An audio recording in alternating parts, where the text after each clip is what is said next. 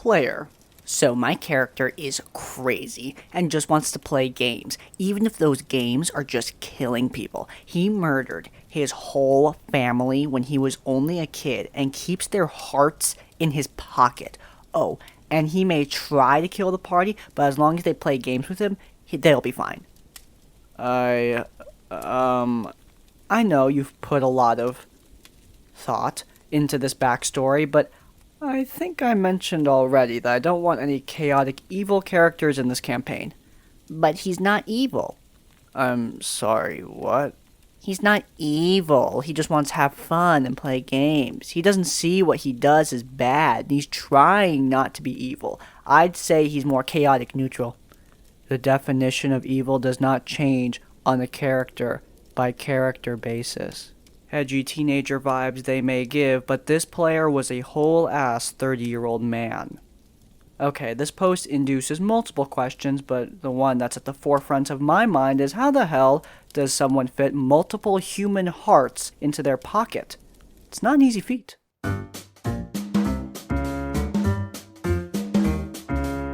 This was an online game of the Dark Eye DSA 4.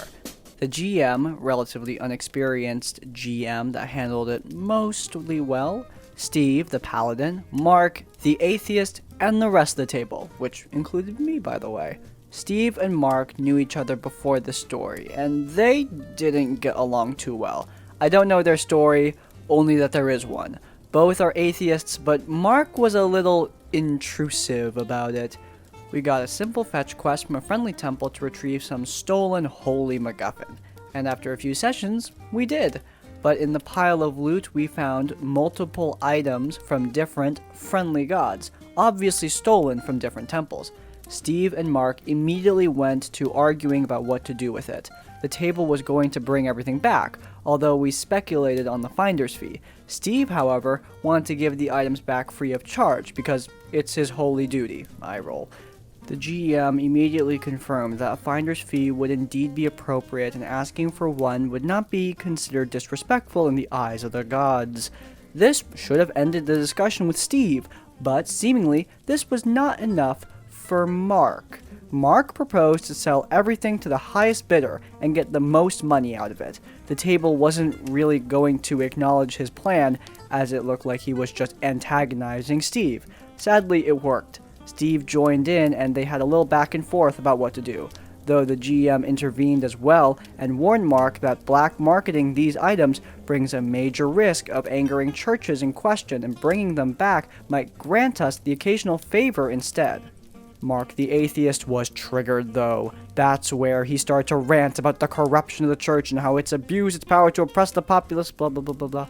This wasn't about Steve anymore, this was about his holy quest to destroy religion. The GM tried to stop Mark, telling him to, hey, tune it down, man, it's a fantasy world, it's not real. But no, Mark was not going to stop. All temples were evil incarnate and needed to be stopped. He declared this as his personal quest. He wanted to destroy every temple on the continent, no exceptions, and rid the world of the evil ways of religion. This was truly bewildering. What the hell was going on now? This was digressing quickly. Sadly, this brought Steve the Paladin back into the mix. Steve told Mark the gods in this fantasy universe are real and would punish him severely for undertaking like this. So now the two of them fought about if gods really exist in this, fantasy universe or not. Mark stated he will deny the existence of every god and dismiss every bit of evidence no matter what. The GM intervened again. He showed Mark some pages from the rule books and told him, there they are. It states right here they exist. It's on this page, see? Mark was beyond reasoning though. Only a couple firm warnings by the GM would calm him down. He said he was going to play an atheist character no matter if he'd be wrong, and would prefer to live in complete denial than to acknowledge any belief whatsoever. The GM accepted his compromise somehow. I didn't though. Those two were too much trouble to keep playing with them, so I left. I don't know what happened to them. Look, let's try to keep this to the universe of Dungeons and Dragons, a fantasy universe. And look, this is unacceptable behavior. No matter what you feel about religion or atheism in real life, it doesn't matter. In D&D, forcing your beliefs on other people, That's not cool. In fact, forcing your beliefs on other people is just not cool in general. Don't do that. It's like shoving candy down someone's throat. Sure, they get the candy. That's wonderful. But you're also choking them by doing that. So don't do that. Choking people is bad. Alright, next story. I had a regular group of D&D friends online. One girl who used to be our close friend no longer plays with us because she was obsessed with her character. It started innocently. She spent hours and hours drawing him, role-playing with him, inventing lore. It was cute because almost everyone in the group was brand new except me and my boyfriend. I love seeing new people join. She spent so much time drawing him that she decided to go to art school. That was awesome. For a month before it became apparent that she had to draw more things than just him. She wouldn't drop out because her parents paid for it all, but wouldn't do the classwork because it was so boring and she only wanted to draw him. She joined the campaign a bit late. The rogue had a budding romance with an NPC. When she joined, she started shipping the rogue with her character so hard that our server was nothing but gay porn. The kicker, she refused to accept that her character was anything but straight? No romance actually formed in the campaign, but non-canon discussion led to her believing that the only valid outcome was for the rogue to marry this character and live happily ever after. Spoiler alert, the rogue chose the NPC. Oh boy, she did not take that well. It was a fine few sessions, but the hostility surrounding the topic lingered in the air. She accused me of writing the NPC in to sabotage her. She accused me of writing in the main NPC of the whole campaign to overshadow him because they both happened to have dead moms and be a half-elven noble. Then it all culminated to one big, whiny message about how everyone hates her character and nobody cares about her feelings and that I ignore her during past gameplay. She literally spoke over anyone. That was a major problem, and that my NPCs are hurting her feelings and I shouldn't use them, etc. One of my players, the cleric, wrote a polite but blunt reply, pointing out how I'd been bending over backwards for her in and out of the game. I wrote so much lore and made so much cool shit for that character, oh my god. But she was acting like an egomaniac. Cue the meltdown. She left, claiming she wouldn't just take the hate like that, even though the other reply she got was, "Oh, so sorry you feel that way. I don't hate your character." And no one else had gotten involved. The worst thing the cleric had said was along the lines of, "You're saying hurtful things to the DM, and that's a really selfish way of thinking." Meanwhile, I spent days trying to put out the fire. We talk it over, she apologizes for saying hurtful things, I explain my point of view as a DM, and she agrees so sincerely. The cleric apologizes for harsh wording and offers to make amends to her for the sake of the campaign, but she says she's still hurt by what the cleric said, and so says she can't play with someone who doesn't like her character. I tell her to think it over, but she just can't handle criticism, so the only way she would come back is if I'd 1. Kick the cleric out who defended me, or 2. Let her play while she gives the cleric the silent treatment. Neither option worked for me, so I ask her to decide if she's willing to talk things out with the cleric or not, and she says, "No, because honestly, I didn't even do anything wrong anyway."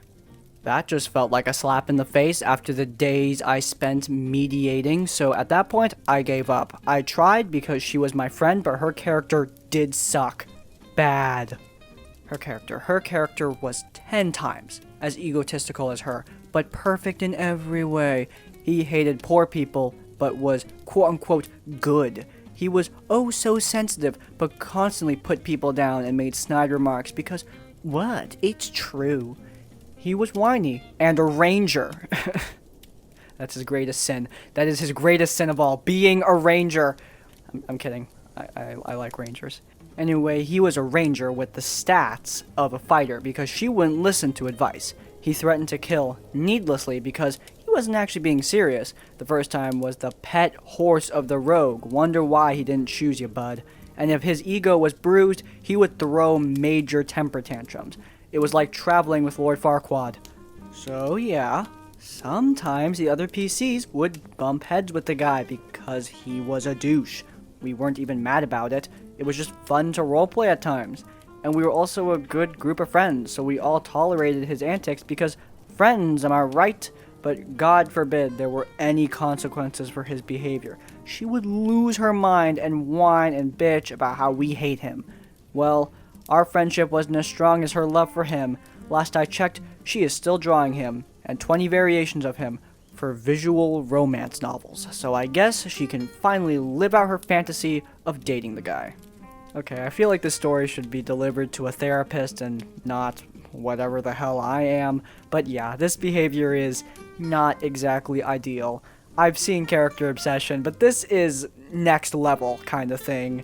On a bit more of a grounded level, look, you have to be able to take criticism, okay? If you can't take criticism, life is going to kick you in the ass, alright? You need to be able to accept not just constructive criticism, but you need to be able to move past hurtful criticism too, because you're gonna get that. It's gonna happen. You're gonna get criticism that just isn't helpful. It hurts and it sucks, but you need to pick yourself up and move past it. Now, obviously, I don't think the criticism she was getting in the story was hurtful, but I see a lot of the time people wanting to move away from criticism as a whole and banish it from their lives entirely because of hurtful things that people say online or even in real life. And frankly, you're never going to escape that. It's never going to happen. You need to learn to push on and keep going. This player not being able to take criticism and clearly having some insecurities is what is the catalyst for the entire story. I had moved to a new town and was seriously missing my D&D group. I posted on Craigslist as a player and was seeking a group, and guess what? I got a bite. A DM named Spider was looking for one more player for a Pathfinder game. I was new to Pathfinder, but had a lot of experience with 3.5, so Spider agreed to let me play. The first game was awkward because they were in the middle of something and were not that great at bringing me up to speed. I was also pretty bad at roleplay at the time. The game was at the DM's house where she lived with her husband, also a player, and her son, who sat at the table and watched. I decided to push through the awkwardness and try to make it work. I showed up the second session, and before going inside the house, another player runs up to me. "Hey man, don't go in there. They were having a big fight."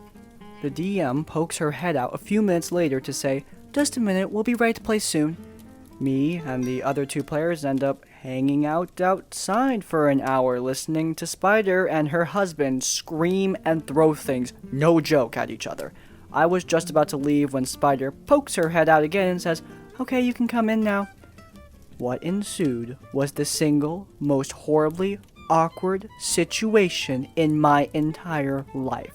Spider would not talk directly to her husband, nor he to her, despite sitting next to each other. The other players and I had to relay everything. All the while, their son sat at the top of the stairs looking sad and staring at his parents. I decided not to play with that group again, which was the beginning of a long D&D drought for me. That story went from awkward to depressing real fast. Yeah, this is taking the whole don't let personal relationships get in the way of Dungeons & Dragons to another level. I mean, damn.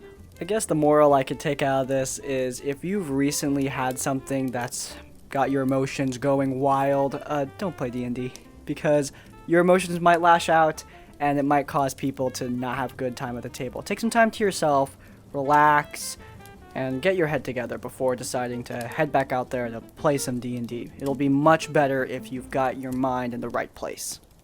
Alright, if you enjoyed this episode of RPG Horror Stories and you want to let me know, then please do hit that like button. If you want to see more videos by me, then please do subscribe to Crispy's Tavern. And finally, if you want to leave your own stories or thoughts, go down to the comments down below. If you can't think of a comment, leave the comment Egomaniac to let me know that you made it to the end of the video. In essence, like, comment, subscribe. I will see you all next time. Farewell.